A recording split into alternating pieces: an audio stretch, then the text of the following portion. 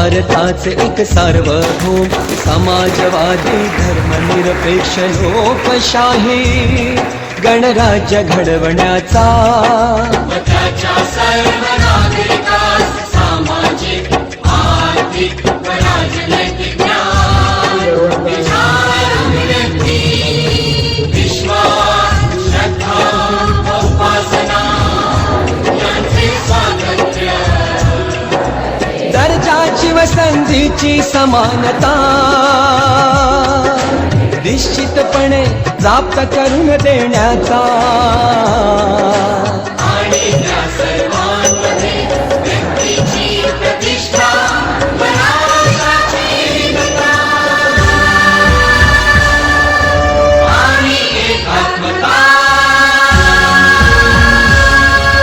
यांचे आश्वासन देणारी बंधुता प्रवर्धित करण्याचा